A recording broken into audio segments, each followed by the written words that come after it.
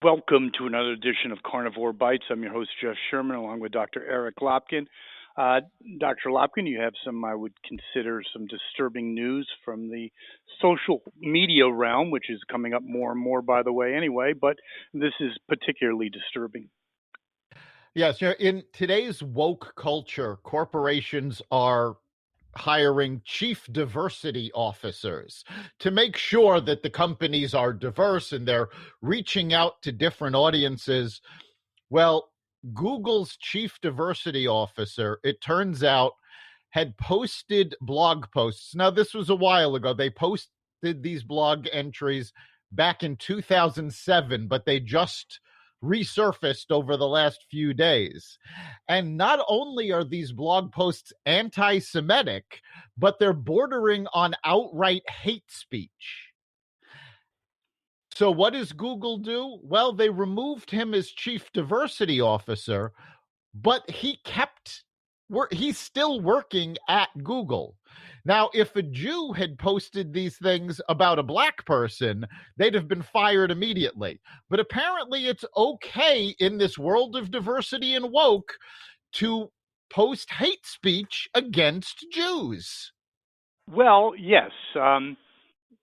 It's not okay. It's a minor infraction versus other groups. And you have an interesting theory on that, Dr. Lopkin, because it pertains to Jews, but other groups that used to be on the reservation, the liberal reservation. Yeah, I mean, we're seeing that Jews have fallen out of favor with the liberals. Certain blacks have fallen out of favor with the liberals, and it seems to be that essentially groups that have managed to overcome on their own, successful black folks who have in large numbers actually joined the Republican Party, Jews as a whole who have gone for centuries at this point being blamed for everything and still managed to succeed. The liberals have no use for people who can succeed on their own. They want victims. They want people to be dependent on them. Yeah, but let's be clear about one thing: the blogs were not bordering on hate speech. They are hate speech. It's not, Yeah, I mean, when I say bordering, there's actually a legal definition of hate speech, and I don't know if it rises to that legal definition. But short of that, yes, it's hate speech. Something else that came out in coverage of what was going on at Google is that one of the fastest trending hashtags right now is Hitler was right. And yet Twitter hasn't banned this. Facebook hasn't banned this. If you were saying something to support Trump, they were quick to ban you. But if you're supporting Hitler... But aren't Jews their worst enemy? Zuckerberg, I assume, is Jewish. He's the head of Facebook. Why doesn't he do something about it? Yeah, I don't know why he doesn't. I mean, there are some very prominent self-hating Jews. I mean, Bernie Sanders in the forefront. Bernie Sanders talks a lot about, growing up poor in Brooklyn. I grew up in Bernie's neighborhood. Bernie didn't grow up poor. He grew up in a very Jewish area, and he moved to Vermont where there's virtually no Jews. He is a classic self-hating Jew. He does not want to accept his own culture. Now, I am not a particularly religious Jew. I don't observe most of the holidays, but it's still part of who I am. I was raised Jewish. I was brought up with the culture, and I find it absolutely appalling at how Jews are being tossed aside.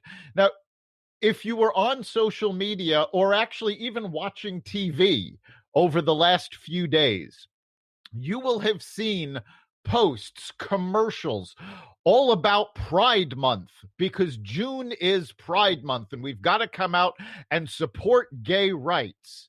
But May was American Jewish Culture Month. Did you hear anything about it? I didn't hear a thing.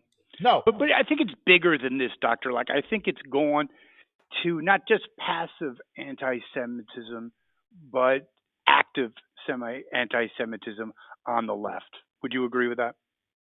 Oh, it's definitely active. We're seeing, and there's a free ride associated. We're seeing more violence against Jews in the past month than we've seen, over the past few years. But isn't the real question is, when do liberal Jews wake up and smell the coffee? Hey, dumbass, what do you think's going on? I mean, Blumenthal, he never missed an opportunity to see a camera and be in front of a camera. Right, but he said nothing about it. Yeah, he has said nothing about this. And the problem is that the Jews who are on the liberal inside, like Blumenthal, like Chuck Schumer, they look at this as going, well, I'm an inside. They're not talking about me. Well, guess what? They are talking Yeah, they are talking about you, and you have to stand up. But they don't want to lose their power. They don't want to cross the extreme left, who the Palestinians are now the liberal darlings. Oh, God, yeah, yes, absolutely. In fact, I think there's been a bait and switch. How does that sound? In the 50s and 60s, Jews were the darling of the Democratic Party, the big fundraisers and all the above. I think it's been flipped. Palestinians are now the darling child. Yeah, and one of them, there's only room for one. Yeah, well, Palestinians are the darling, and part of it is what I mentioned earlier, because since the 50s and 60s, Israel was formed in 47. Since the 50s and 60s, over these years, Israel has become a world power. Israel has become a success story. So now the Palestinians are victims because they were the ones who were displaced by successful people. And the liberals love a victim. They want everybody to think of themselves as victims. I think the only thing I would say push back a little bit, Palestinians did get a raw deal. There's no question about that. However, in Israel's defense, in the early 90s, Arafat was given a sweetheart deal and walked away from it. So you have to question, was peace ever really something that he was really profoundly interested? Plus, he made millions off the backs of Palestinians. Oh, he was absolutely. living the life of Riley. I mean, are conditions for Palestinians in the West Bank and in Gaza bad? Yes, they are. The thing is that they keep ignoring. I mean, first of all, you have terrorist groups that are hiding weapons in civilian areas and religious, iconic areas, which brings the conflict to them. But also, over the past 40, 50 years, Israel has only had one demand that they would not back off. And that demand is that they have the right to exist. And the Palestinians have never agreed to it. So I would agree. And I still get back to the biggest issue, the biggest center point was the Oslo Accords when Arafat walked away. But I think your other issue is absolutely right on, and that is winners versus losers. Israel, the underdog, a small little country, no more than 6 million Jews, the same amount that died in the Holocaust, have become a world economic and military power on their own, okay? Hugely against the odds.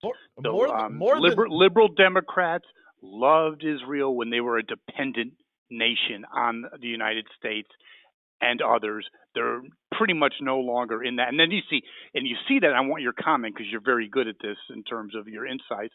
You see Netanyahu, because Israel is no longer 100% dependent on America, is pushing back now, isn't he? Oh, yes, he is. He's had words for Biden because Biden refused to support Israel against Hamas. And Netanyahu very publicly praised Donald Trump. And what you have to understand about Israel, people have this image from the 1950s and 60s of the kibbutz and the communes where everybody worked together to survive. Israel now, while they still do have some kibbutzes, Israel is an incredibly entrepreneurial country. Oh, it's a software giant. Yeah, they're a leader. They're a leader in technology. Businesses are springing up there right and left, which again is just all against what the liberals want. They don't want people surviving and thriving on their own. They want them owing their life to the government. And isn't it true with also blacks who embrace that same mindset? They're ostracized. Look at Dr. Ben Carson grew up poor, a real doctor, not like Dr. Biden. Please, that and 30 cents will get you a cup of coffee. You got the time, you got the money, go get your PhD in education. But anyway, a real doctor grew up poor, brought himself up by the proverbial bootstraps. They don't even call him doctor. It's Ben Carson.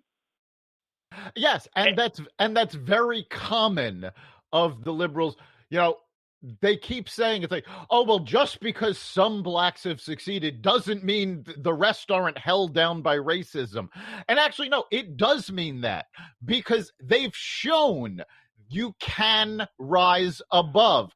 And you see, as Black America becomes more successful, more of them are actually switching over to the Republican Party because they don't want to be talked down to.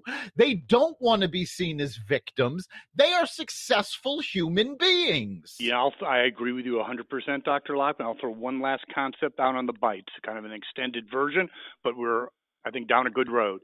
I believe this whole woke or super woke culture is really a last gasp to keep them on the reservation, to keep them dependent, just like the Great Society. So they were leaving the confines of liberalism, and I think the super woke thing came in to, this is our last chance to turn them into victims. Your last comment? Well, to keep them as victims. I think the woke movement is more than just an effort to keep people as victims. It's an effort to create more victims, because now they're trying to push this educational aspect into elementary schools, teaching white kids that America is systemically racist, and they, by extension, they are racist and they need to, become woke. And it's become an indoctrination.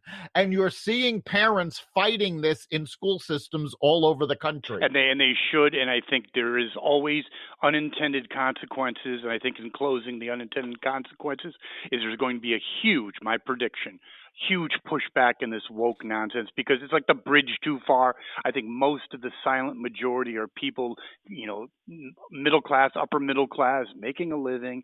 They don't have the time to be, protesting day in, day out. But when it gets in their neck of the woods, in their backyard, and becomes so unmanageable, that's when they push back. Final thoughts? Yeah, I think you're absolutely right. We're already seeing pushback. People are saying enough is enough. It's like, yes, have minorities been treated poorly in this country? Absolutely. Should we be teaching about that in school? Absolutely. But assuming that America as a whole, system by system, is racist is a step too far. And that's Agreed. What they're fighting about. Well, Dr. Lopkin, great edition of Carnivore Bites, and we'll be back tomorrow live at 4. Yes, we'll see you Friday at 4 at blogtalkradio.com/Carnivore Radio, where you can be part of the conversation. Thank you, Dr. Lopkin. Thank our listeners as well. Take care. See you then. You've been listening to Carnivore Bites, part of the Exvadio Podcast Network.